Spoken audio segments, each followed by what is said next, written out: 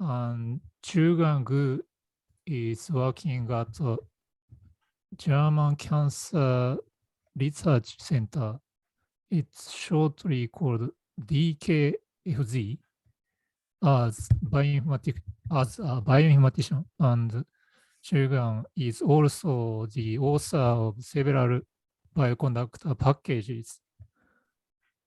In this talk, Zuguang will introduce a clone package called Spiralize that is different from bioconductor package, but I would like to ask Zuguang to talk. Okay, thank you.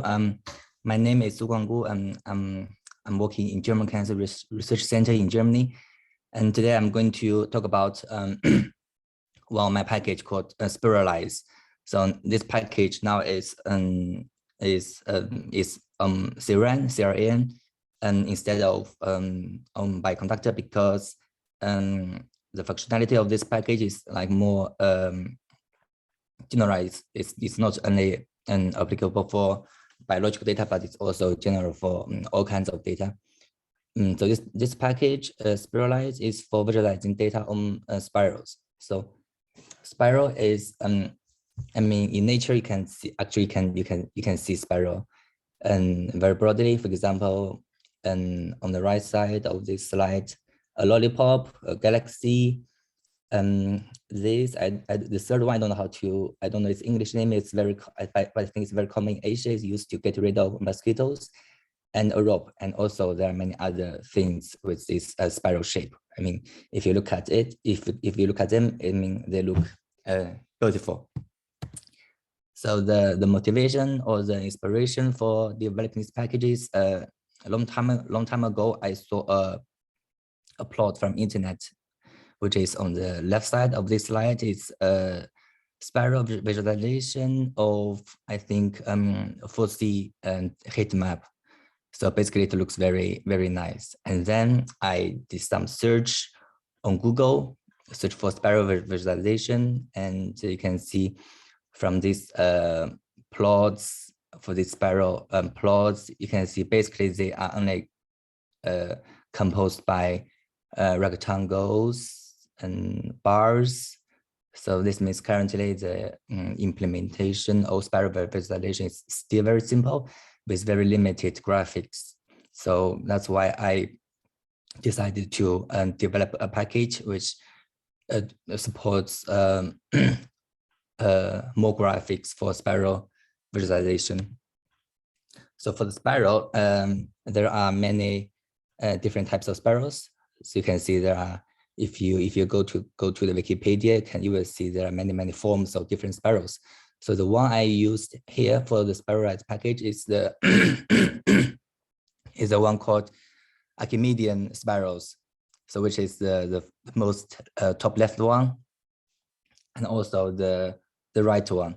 So there's a very nice attribute for this spiral is the Archimedean spirals. The distance on the radical direction is always identical in the two neighboring loops. So which is illustrated as this D in the right plot. So no matter which position in the spiral you are, the distance is always the same. So this makes it a perfect place for like putting tracks on the spirals. So there are two major advantages for the spiral visualization. The first one is very straightforward. The spiral is very long, so you can visualize the data with very long axis, and which gives you very high resolution for visualizing the data.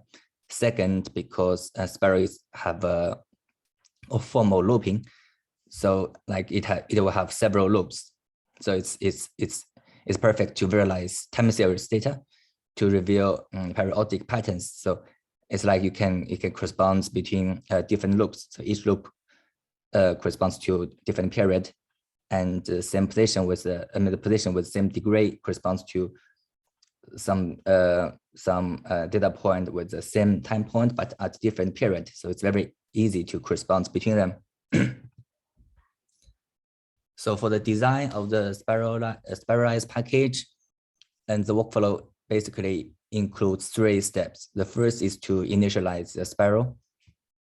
The second, to add track, and the third, to add graphics in the tracks. So the step 2 and the step 3 can be applied multi times to add more tracks and more graphics.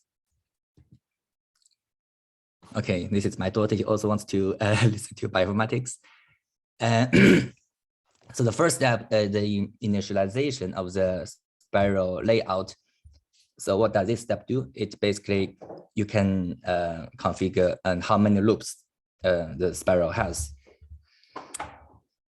And of course, with more loops, you will have a higher resolution, but you have fewer space between 2 neighboring loops. And in this step, you can also set where to start and where to end. So for example, start at 90 degrees and end at 1280 degrees. And you can also create a data coordinate system. So when you have a track on the spiral, you can link a data coordinate to the track on the spiral, and orientation, like is spiral clockwise or reverse clockwise, and how the data is mapped, which I will describe in next slide. So there are 2 modes for mapping data to spirals. The first one is called the angle mode. Second one is called the curve length mode. So you can see these 2 different modes in the 2 plots. So on the left is this angle mode. So you can see, so each rectangle corresponds to equal portion of your data.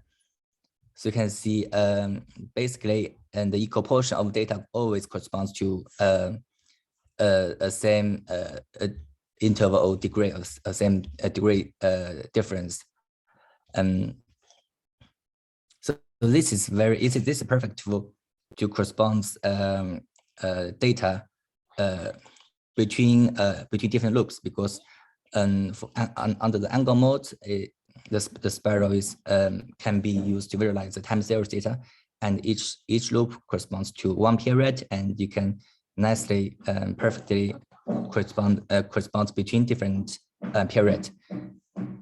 But for the angle data, you can see although the data has the same portion, more out of the spiral, I mean, you can see it's wider. So it means the weights is different between different different loops. But for the curve length mode, for the same portion of data, the weights mapped to the spiral is always the same.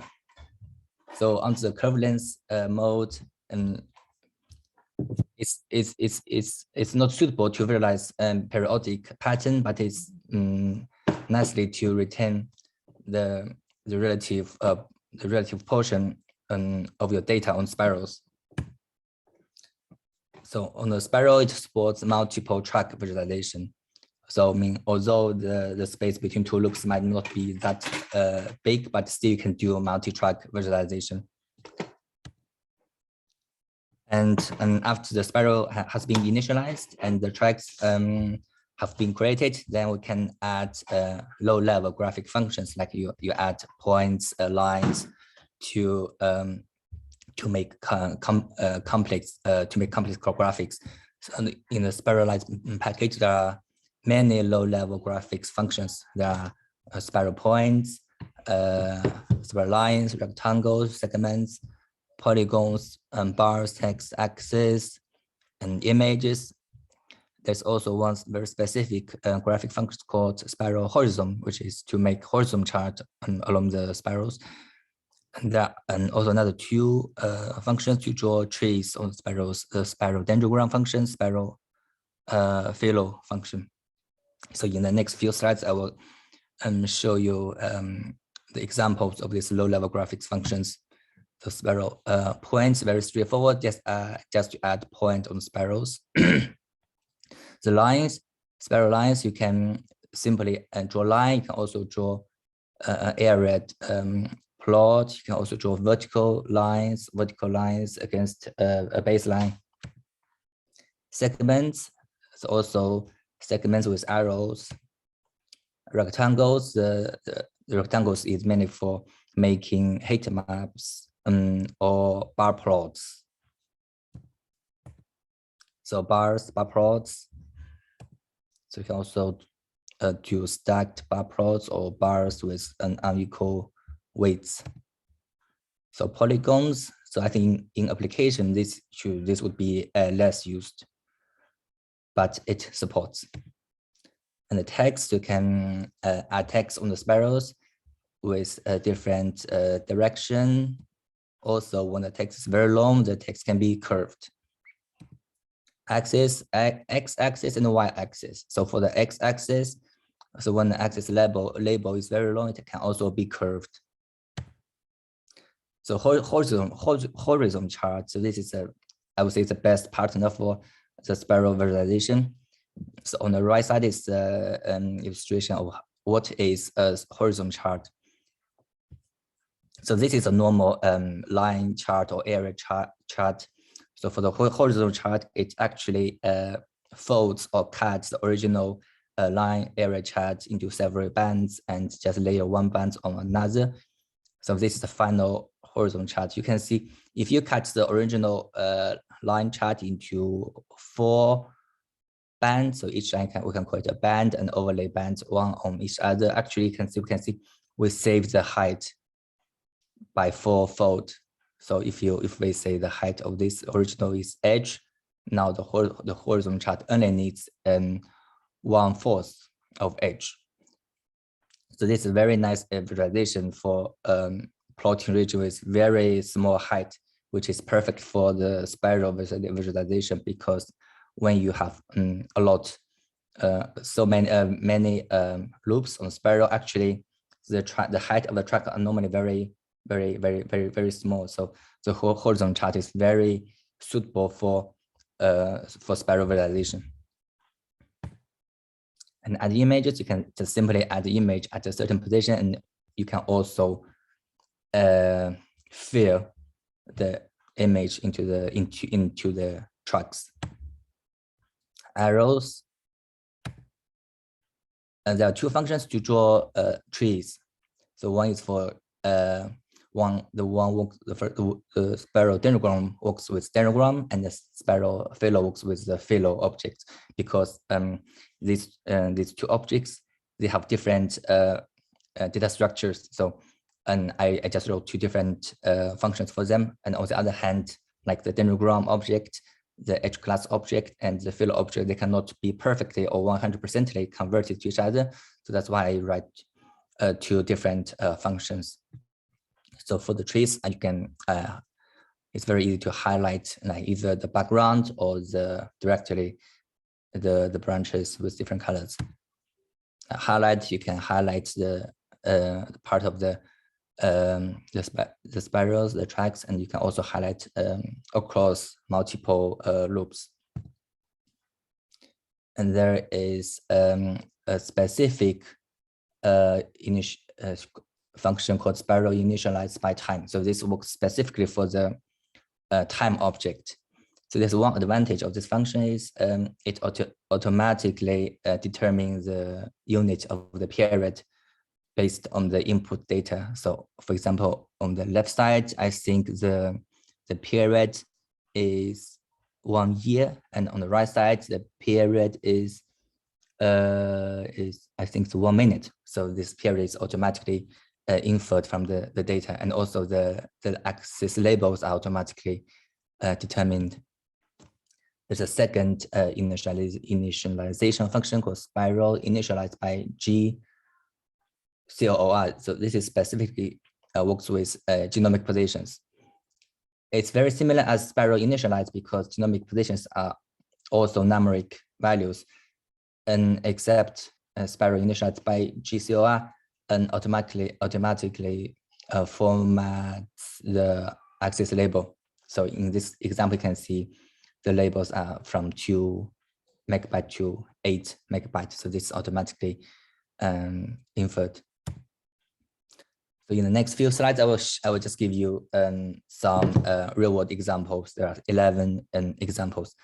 The first one is the daily downloads of ggplot2 package, and it basically uses the horizon chart in a track. So each loop is 1 year. No, it's 52 weeks. So roughly 1 year. And we can see these blue bars correspond to weekends, Saturday and Sunday, and the red bars correspond to weekdays from Monday to Friday. And we can see normally people work less, or they do not work at weekend, so they are blue. And the people work at weekdays. And also we can see in January and February, people work less. In July and August, which is summer holidays, people also work less. But in October and November, people work more, because maybe December, maybe people also work more. But you can see here, but when Christmas comes, they just do not work. So this plot perfectly, very nicely shows this pattern. And this example shows the classification of central nervous system tumors. So for this plot, there are 2,801 samples and 91 groups. And you can see there are so many groups, and the legend almost have the same, space as the plot. And at the bottom is the linear visualization, like the heat map visualization, the normal heat map visualization of this data. And it's very straightforward to see the spiral one is better and more clear than the linear one. And this example visualizes pi, the first 5,000 digits of pi. The left directly visualize each digit, like 0 to 9, each one with different color and the size. And the right one just connect two neighboring ones. So for example, the first one connect to the second one, the third one connect to the fourth one, and the segments are assigned with different colors and different widths. So they look nice. And this visualizes a global temperature change from 1880 to 2000, and in this plot, each loop corresponds to 20 years, and each sector corresponds to 1 year. So we can see the temperature is getting higher. And this is the sunspot cycle. The sunspot cycle on average has a period of 11 years. So in this plot, each loop corresponds to 11 years. So as you can see, there are these periodic patterns for the sunspot activity. This is the example of the DNA sequence alignment. So this visualizes the pairwise alignment of TP53 between human and the mouse. There are almost 1,200 base pairs. And you can see how the axis is customized. And this is the integrative relation of various genomic signals. So this plot visualizes DNA methylation and full histomodification on the GMP-BCAT2.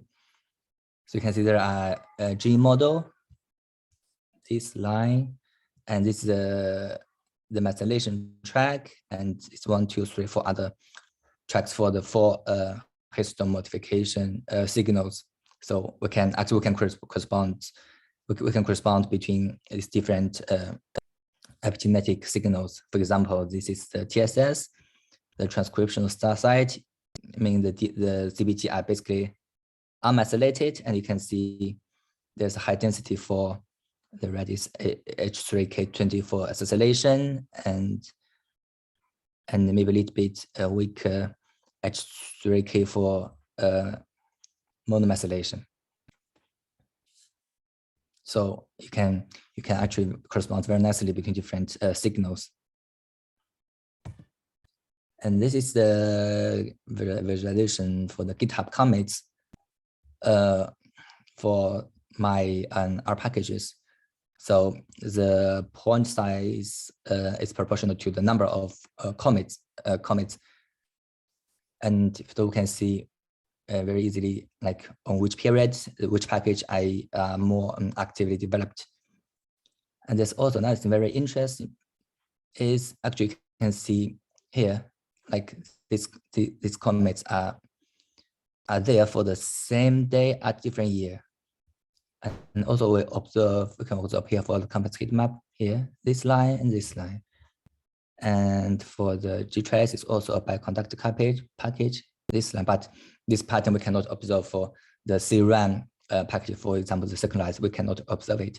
It's because for the bioconductor packages are 2 releases per year.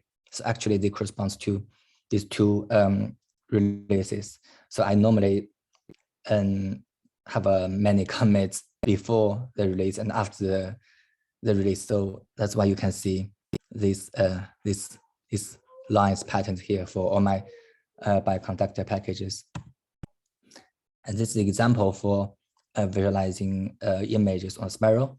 So on the left side is the original image, and on the right side is a spiralized version of the image. So for the image on the left side, actually every like small images, they have same size, so it's very easy to extract the individual images and just to put on the Spiral. It's very easy.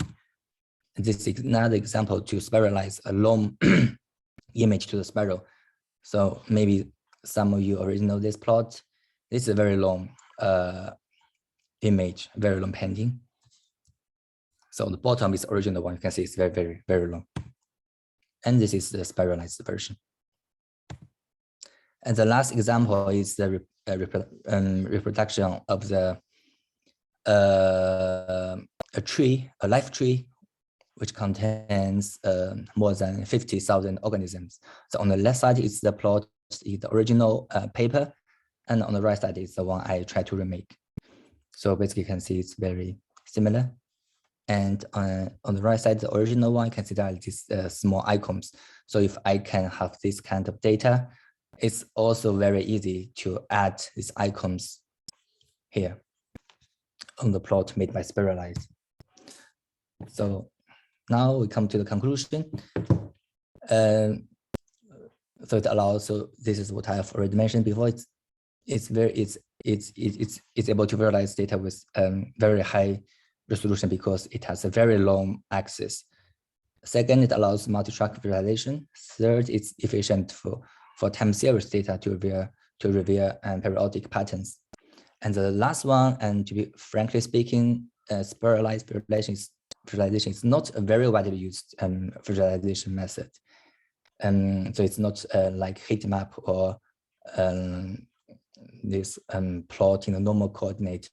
But if it's applied in the proper scenario with proper data, it will greatly help you to visualize your data to reveal the patterns in your data. Okay, that's the end. Thank you. So I'm ready for your questions. Thank you, Zuguang. I have some questions. One is from Satoshi Kume. What biological data sets are appropriate for Spiralize? For example, time series, quantities, or DNA sequencing data. So the so Spiralize is a general package. It's like when you use plot function, you just send the numeric data there. Okay. So for the time, so you can use just a pure numeric data. So if you have genomic data, you just send the genomic coordination. They are numeric data, and it also accept time series data as input. For example, the data in the date class in the POSIX LT, POSIX CT class is also workable with Spiralize. Okay. Next one is from Jeremy. Are there any future work to make this spiral plot interactive? No, So, unfortunately, no. It's difficult. I mean, if you want to make it interactive, then you need to write another interactive spiralize package. Maybe purely use JavaScript. next one is also from Jeremy. How do I export this plot in PDF or PNG or JPEG? Is it similar to how I export a complex heat map object? You can just use PDF function, and then you run you generate no, it's different from complex heat map, because complex heat map is like, it's like ggplot2. It's generate a real heat map object. But for spiralize, it's like when you use plot and points, lines, is functions. So you just make graphics like line by line. So you first need to use PDF function, and then you make run these functions which generates the plot, and then you run def off to save the plot. Thank you. Next question is,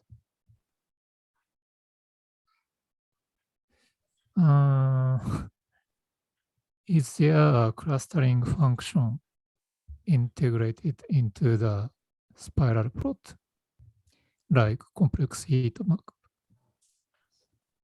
Or do I have to cluster first? No, because I think there are already many other packages which can do clustering. So Spiralize only accepts clustering object because it is focused on the visualization part. It's not focused on the analyzing part. But once you have a cluster, like either as a dendrogram object or edge class object or fill object, so you can use it with Spiralize. Okay. Next one is, if we use Spiralize, if we use image dataset for Spiralize input, what image data format is required? For example, matrix or array or something. I think now it allows PNG, SVG, JPG, and PDF. I need to check, but I think they should be supported. So you either rate this image as object, as a raster object, or you directly send the path of these images, and they will be rated automatically. Okay. It seems I already read all questions for you. Thank you. Yeah, thank you very much, Zuguang.